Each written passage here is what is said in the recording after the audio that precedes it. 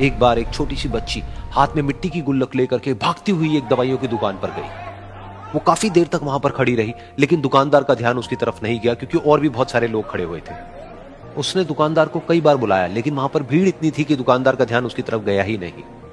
और फिर उस बच्ची को थोड़ा सा गुस्सा आया तो उसने अपनी मिट्टी की गुल्लक लेकर के वहीं काउंटर पर जोर से रख दी, जिसके बाद में जो दुकानदार था और जितने भी लोग खड़े थे वो सब उस बच्ची की तरफ देखने लग गए। और फिर उस दुकानदार ने उस बच्ची से पूछा, बेटे आपको क्या चाहिए?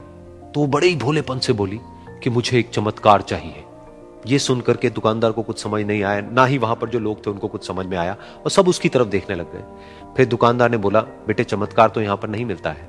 तो बच्ची को लगा कि वो उससे झूठ बोल रहा है, तो बच्ची ने कहा कि मेरी गुल्लक में बहुत पैसे हैं, आप बताओ आपको कितने पैसे चाहिए, लेकिन मैं आज यहां से चमत्कार लेकर के ही जाऊंगी। तो वहीं काउंटर पे एक और आदमी खड़ा था, उसने उस बच्ची से पूछा कि बेटे क्यों चाहिए तुमको चमत्कार? तब उस बच्ची ने अपनी कहानी बताई कि अभी कुछ दिन पहले मेरे भाई के सर में बहुत तेज दर्द हुआ, तो मेरे पापा मम्मी उसको हॉस्पिटल ले गए। उसके बाद कई दिन तक मेरा भाई घर नहीं आया। तो मैंने कई बार अपने पापा से पूछा, लेकिन उन्होंने मुझे कुछ नहीं बताया। उन्होंने बार बार यही कहा कि वो आ जाएगा, वो कल आ जाएगा, वो कल आ जाएगा, लेकिन वो आ ही नहीं रहा था। तो मैंने देखा कि मम्मी रो रही है, और पापा मम्मी को कह रहे थे कि उसकी दवाइयों के लिए और उसके इलाज के लिए जितने पैसे चाहिए उतने मेरे पास में नहीं है, अब उसको कोई चमत्कार ही बचा सकता है। तब मुझे लगा कि अगर मेरे पापा के पास में इतने पैसे नहीं भी हैं तो क्या हुआ, मेरे पास में तो है। तो मैंने जितने भी पैसे जोड़ रखे हैं वो सारे लेकर के मैं इस दवाई की दुकान पर आई। फिर उस आदमी ने उस बच्ची से पूछा, कितने पैसे हैं तुम्हारे पास में? ये सुनते ही उस बच्ची ने अपनी गुल्लक उठाई, जमीन पर फेंकी और तोड़ दी, और पैसे गिनने लग गई। बाकी सब लोग खड़े होकर के उसको देख रहे थे। थोड़ी देर बाद उसने सारे पैसे अपने हाथ में इकट्ठे किए और बोली, मेरे पास में पूरे 19 रुपए हैं।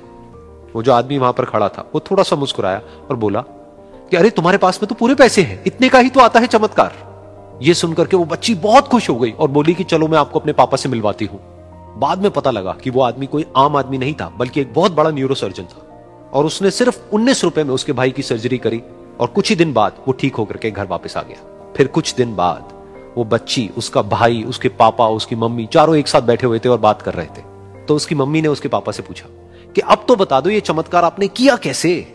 तो उन्होंने अपनी बेटी की तरफ देखा और बोले, ये चमत्कार मैंने नहीं, इसने किया है।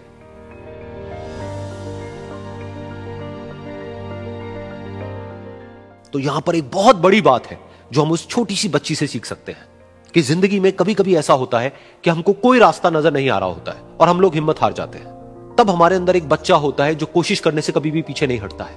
वो हार मानने को तैयार नहीं होता है क्योंकि उसको ना शब्द समझ नहीं आता है। वो बच्चा जिसके लिए कुछ भी नामुमकिन नहीं है, क्योंकि वो हर हाल में कोशिश करता ही रहता है।